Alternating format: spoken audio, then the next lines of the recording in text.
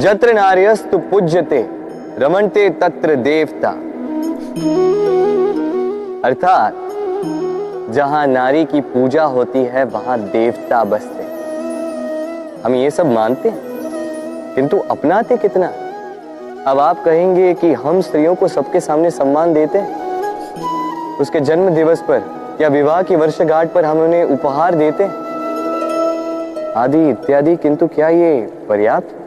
आप सोचिए, एक स्त्री अपने पति के लिए, अपने पिता के लिए, अपने पुत्र के लिए, अपने भाई के लिए क्या क्या नहीं करती, और उसे हम क्या केवल एक भेंट देकर उसे संतुष्ट माने? स्त्री को सुवर्ण आभूषण नहीं चाहिए, महंगे वस्त्र नहीं चाहिए, उसे चाहिए आपसे सम्मान, सबके सामने भी और एकांत में भी। उसे चाहिए आपका समय, आपका समर्पण और थोड़ा सा प्रयास कि आप उसे जता पाए कि हाँ, आपके जीवन में उनका स्थान, बराबरी का भाव, तभी आप कह पाए जत्र नार्यस्तु पूज्यते रमन्ते तत्र देवता। राधे राधे। मैंने कई लोगों को ये कहते हुए सुना है कि मनुष्य जो है भूलों का पिटारा है, मनुष्य जो है गलतियों का पुतला है। और ये सत्य है, भूल भला किससे नहीं होती है, हर एक से होती है, और एक नहीं अनेक भूलें होती हैं।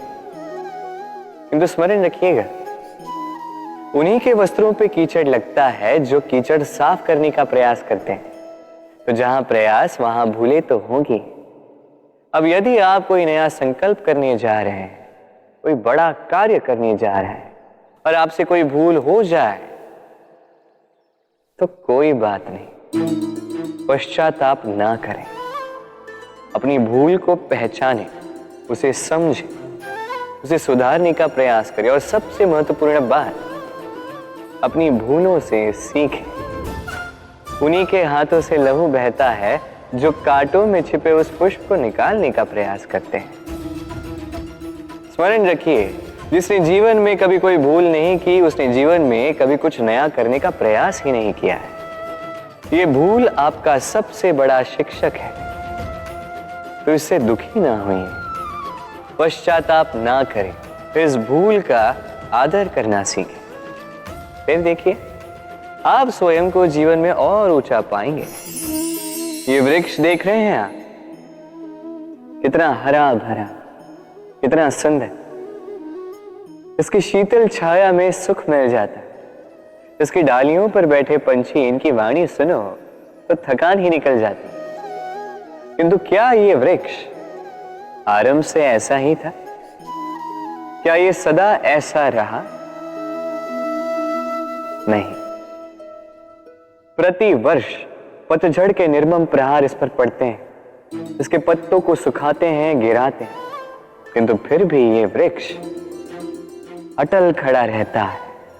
और फिर जब वसंत ऋतु आती है, इन्हें नया जीवन दे जाती है। इन पर पुनः नन्ही नन्ही सी कलियां खिलती हैं।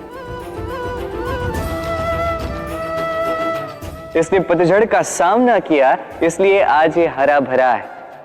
इसने पुराने पत्तों का शोक मनाने के स्थान पर परिवर्तन स्वीकार किया, इसलिए आज हमें यह सुख बांट सकता है।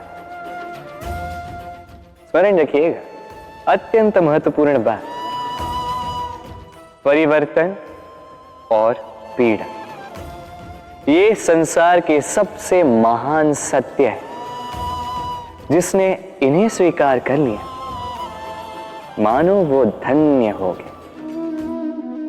हमारे आसपास ऐसे कई लोग होते हैं जिनमें प्रबल वाक चातुर्य होता है, जो अपने मीठे शब्दों से सबको बांध लेते हैं, और इसीलिए वो आकर्षण का केंद्र भी बन जाते हैं। अब हमारे आसपास ऐसे भी कुछ लोग होते हैं जिनके शब्द हमें चुभते हैं, जिनकी दृष्टि से हम सदैव बचकर निकलना चाहते हैं, है ना? ये शब्द अत्यंत शक्तिशाली होते हैं। यदि ये शब्द नव प्राण फूंक सकते हैं, तो ये शब्द प्राण ले भी सकते हैं। जैसे एक शब्द मंत्र बनकर जीवन तार देता है, वही कोई दूसरा अपशब्द हमें दुख दे देता है, हमारे मन में क्रोध को जगाता है। क्यों? कि हमारे वचन अमूल्य है, ये हमारे शब्द ये ब्रह्म है। तो सोच समझकर मन के तुला में अच्छे से तोल कर इन शब्दों को मुख से निकालिएगा, क्योंकि इन्हीं शब्दों से आरंभ है और इन्हीं शब्दों पे अंत। मनुष्य में एक विशेषता है और वो ये कि वो सदैव यही सोचता है कि सब में वही विशेष है। सदैव सर्वश्रेष्ठ कार्य करना चाहता है, सर्वश्रेष्ठ परिणाम पाना चाहता है, सदैव चाहता है कि हर स्थान पर उसे ही यश मिले। किंतु जब बात आती है प्रेम की, तो प्रेम एक ऐसा विशेष भाव है जो मनुष्य से कहीं अधिक है। प्रेम में जिस व्यक्ति से आप प्रेम करते हैं, उस व्यक्ति की प्रसन्नता आप सर्वश्रेष्ठ से भी श्रेष्ठ मानते हैं। उस व्यक्ति से यदि हार जाओ तो मुख पर कड़वाहट नहीं, होठों पर मुस्कुराहट आती। जिसे आप प्रेम करते हो, यदि उसे हराकर आप जीत रहे हो तो ये जीत नहीं है, ये सबसे बड़ी हार है। तो अब चयन आपका है, आप क्या चाहेंगे? आप चाहेंगे कि प्रेम की जीत हो या आप चाहेंगे कि आपकी जीत हो? प्रेम दाऊ मुझसे सदैव पूछते हैं कि कान्हा ये प्रेम अंततः है क्या? माना कि ये समर्पण है, माना कि एक दूसरे में खो जाना है, किंतु इसका अनुभव क्या है, इसका भाव क्या है?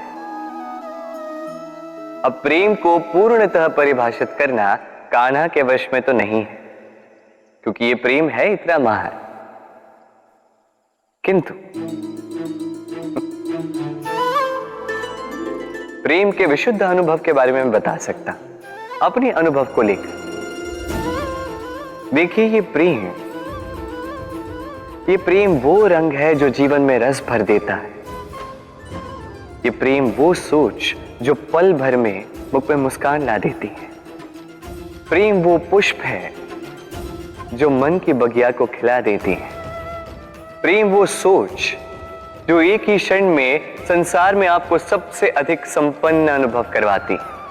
ये प्रेम वो जो तपते मरुस्थल में आपको जीवित रखे। ये प्रेम वो जो आपकी आत्मा को तृप्त कर दे। ये प्रेम वो जो आपके मुख पर मुस्कान ला दे, जैसे अभी इस समय राधा मेरे मुख पर ले है। अद्भुत है ये प्रेम। तो आइए इसी प्रेम के साथ कहें राधे राधे।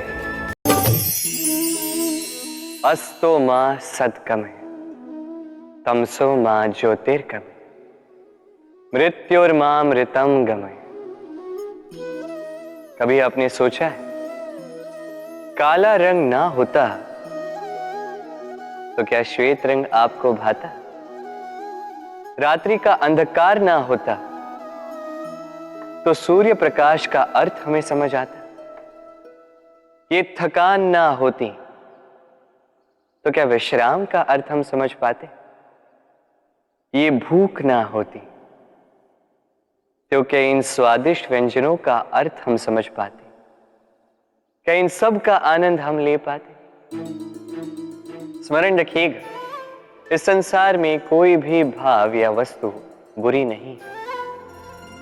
यदि आप मानते हैं कि बुरी है तो किसी कारण से ये बुराई आवश्यक है, अन्यथा ईश्वर इसे हमारे संसार में रखते ही। इस बुराई का उद्देश्य है हमें अच्छाई का आभास करवाना, ताकि हम अच्छाई में अपना लक्ष्य साध सकें। इसलिए बुरों से कभी घृणा मत कीजिएगा, ये तो केवल भलाई की आवश्यकता के जनक है। उन्हें भले में परिवर्तित कीजिए, असत्य से सत्य की ओर ले जाए, अंधकार से प्रकाश की ओर ले जाए, मृत्यु से अमरत्व की ओर ले जाइए, किंतु प्रेम के पद से। भय, ये भय सदैव मनुष्य के साथ ही रहता है। कुछ खो देने का भय, जो पा लिया उसे खो देने का भय, अब जिसके हम निकट हैं उसके दूर चले जाने का भय, जो हमारा है हमसे छिन जाने का भय। अब मनुष्य सारा जीवन व्यतीत कर देता है इस भय की छाया में। किंतु क्या कभी आपने ये सोचा है कि ये भय हमें क्यों लगता है? ये भय हमें इसलिए लगता है क्योंकि हम उस व्यक्ति, उस भाव, उस वस्तु को स्वयं से समेट कर रखते हैं।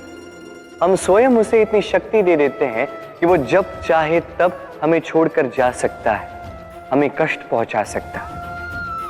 किंतु यदि हम उस भाव, उस व्यक्ति, उस वस्तु से निर्लिप्त रहें, उसके आकर्षण से हम मुक्त हो जाएं, तो ना ही वो हमें छोड़कर जा सकता है, ना ही हमें कष्ट पहुंचा सकता है। इसलिए स्वतंत्र रहिएगा और सबको स्वतंत्र रखिएगा, प्रेम को भी।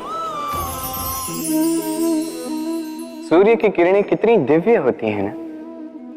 प्रतीत ही नहीं होता कि ये सूर्य रात्र भर अंधकार से जूझ रहा था। ये सूर्य प्रतिदिन उदित होता है, ये भुलाकर कि पिछली सांझ में ये डूब गया था। फिर से उदित होता है, सारे संसार को प्रकाश देता है। यही अंतर है हम में और सूर्य में। सूर्य बीती को बिसार कर आगे बढ़ता है, हम प्रतिदिन भोर में उठते हैं, वही पुरानी बातों को साथ लेकर चलते हैं, उसी कड़वाहट में स्वयं को लपेट लेते हैं। अब यही बीती बातों की श्रृंखला हमें जीवन में आगे बढ़ने ही नहीं देती। देखिए, यही जीवन है। भूल सबसे होती है, अपयश सबको मिलता है, सबकी यात्रा में असफलता लिखी है, सभी बुरे दिन देखते हैं। किंतु इन सारी बातों को भुलाकर जब जीवन में आगे बढ़ोगे, तभी तो इस संसार में, इस आकाश में सूर्य बनकर चमकोगे, तभी तो इस संसार को प्रकाश दोगे। इसलिए प्रतिदिन जागिए, एक नए जन्म के साथ, एक नए उत्साह के साथ, एक नए लक्ष्य के साथ। क्योंकि ये बीती बातें आपको पीड़ा देने के लिए नहीं, केवल शिक्षा देने के लिए होती हैं। संसार में पति पत्नी का संबंध सबसे बड़ा संबंध माना जाता है और है भी। सप्तपदी लेकर 7 जन्मों तक दोनों एक दूसरे के साथ जुड़ जाते हैं, एक दूसरे के अर्धांग बन जाते हैं। अर्धांग अर्थात अर्ध अंग। क्या इसका महत्व आप समझ पा रहे हैं? अपना समस्त जीवन किसी के साथ बांटना। किंतु क्या संसार के सारे पति पत्नी एक दूसरे के साथ अपना समस्त जीवन बांट सकते हैं? क्या इसमें सभी सक्षम रह पाए हैं? अपना जीवन किसी और के साथ बांटने के लिए सबसे महत्वपूर्ण बात है स्वीकृति, स्वीकार करना। सामने वाले व्यक्ति को स्वीकार करना, उसकी अच्छाइयां भी, उसकी बुराइयां भी। संपूर्णतः रूप से व्यक्ति को स्वीकार करना होगा, तभी ये संबंध बढ़ेगा, तभी ये संबंध और भी सुंदर बनेगा।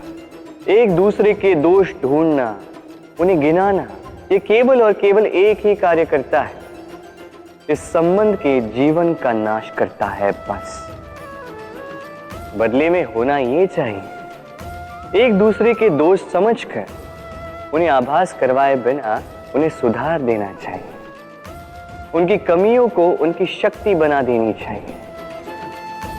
यही तो होता है दाम्पत्य, यही होता है बुराइयों का दमन, और यही होता है गुणों का उदय। सम्मान, संबंध, दोनों एक दूसरे के साथ ऐसे जुड़े हैं जैसे दीपक और बाती। ना कोई कम है ना कोई अधिक, दोनों का अधिकार समान होना चाहिए, जैसे पति पत्नी का संबंध। अब इसमें पति का अर्थ स्वामी नहीं, साथी। उसका कर्तव्य है साथ देना, आदेश देना नहीं। और यह संबंध सहकार से बनता है, अधिकार से नहीं। हाथ बढ़ाने से बढ़ता है, उंगली उठाने से नहीं।